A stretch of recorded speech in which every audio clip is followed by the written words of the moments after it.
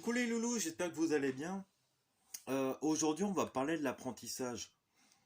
Il est coutume de dire que justement, l'être humain est un éternel apprenti, qu'on en apprend tous les jours. Bah ouais, en fait, on en apprend réellement tous les jours. Mais on s'en rend même pas compte. Donc, on va lancer ce petit sujet-là. Parce que bah, voilà, vous allumez la télé, bah il y a un truc qui va tenir votre attention et puis vous allez vous dire, bah voilà, je ne savais pas. Bah oui, effectivement, on ne peut pas tout savoir. C'est pas possible. Sinon, ça serait merveilleux si on arrivait à tout savoir, avoir un cerveau, une vraie encyclopédie. Et ça serait mieux que Wikipédia et Internet et Google réunis. Excusez-moi. Donc oui, l'être humain est un éternel apprenti. Voilà, j'ai cité des exemples. Vous ne savez pas cuisiner. Voilà, vous avez envie de vous lancer sur un bœuf bourguignon. C'est pas le truc, voilà, qui est forcément donné à tout le monde. Moi, j'ai jamais fait. Bœuf bourguignon, voilà. Je connais juste de nom. Bah, vous allez faire quoi? Bah, vous allez chercher. Vous allez prendre un bouquin cuisine, vous allez regarder un tuto, vous allez regarder sur internet la recette. Voilà. Bah, vous faites quoi? Vous apprenez. Tout simplement. Demain, vous devez aller, pour en ce moment, hein, demain, vous devez aller quelque part dont vous ne savez pas où que c'est.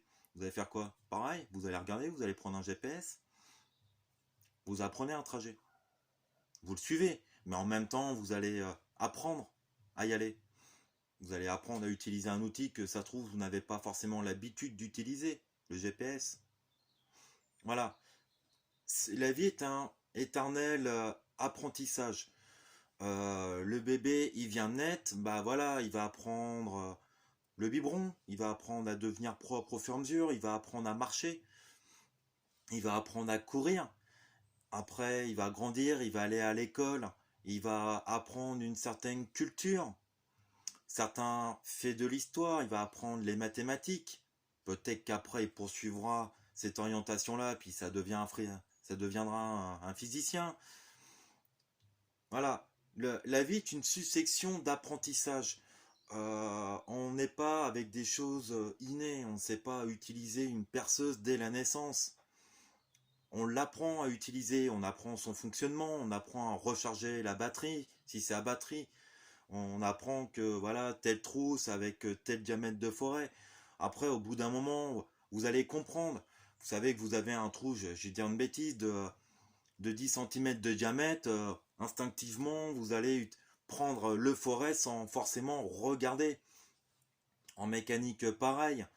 Vous allez prendre l'habitude, bah tiens, voilà, le boulon, il est telle grandeur, telle largeur, vous allez prendre instinctivement la clé plus ou moins qui correspond sans vous poser la question, sortir le mètre, ah bah tiens, non, bah ça fait 13 mm, ah bah c'est la clé de 13 qu'il me faut. Donc voilà, on apprend constamment. Dans la spiritualité, pareil, on va apprendre justement à travailler sur soi, à calmer son cerveau, à écouter ses ressentis, à être un petit peu plus proche de la nature, des animaux, toutes ces choses-là. On va chercher à comprendre ce qui nous arrive. En tant que médium, magnétiseur ou utiliser un pendule, on va apprendre à utiliser ces outils-là, à les apprivoiser, à comprendre leur fonctionnement, à comment être en phase avec tout ça. Voilà. Donc, ça prouve bien qu'on en apprend tous les jours, et même quand on pense savoir certaines choses, finalement, on ne les sait pas réellement. On n'a pas une conscience, un savoir exemplaire sur ces choses-là. On continue à chercher à se perfectionner justement sur ce domaine-là. Quelqu'un qui joue de la musique au piano ou à la guitare, voilà, il va réapprendre constamment un nouvel accord, une nouvelle partition. Donc vous voyez bien que justement ce processus d'apprentissage est constant. On ne s'en rend pas forcément compte, mais il est constant. Tous les jours, on va se réveiller et apprendre d'une autre manière, d'une autre façon, apprendre autre chose. Avec l'histoire, pareil. Euh, Vous allez visiter un château parce que c'est votre truc. Vous aimez les châteaux, vous aimez l'histoire. Bah, c'est pas parce que vous allez visiter un château que vous allez savoir qui l'a construit, de quelle époque il est.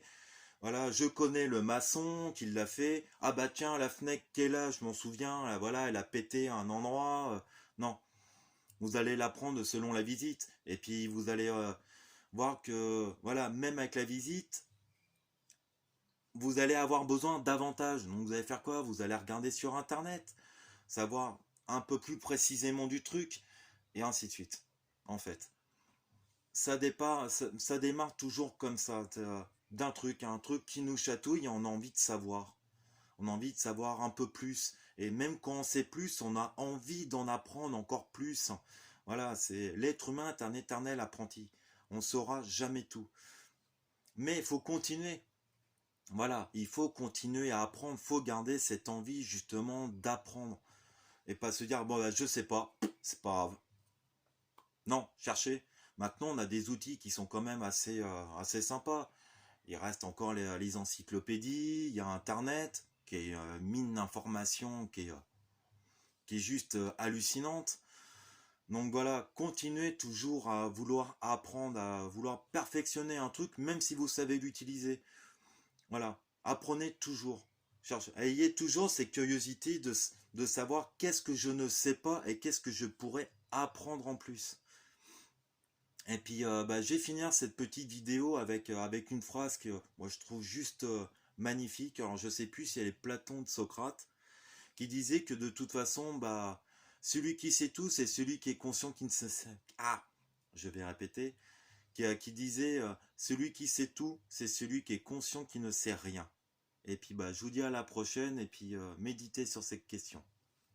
Ciao!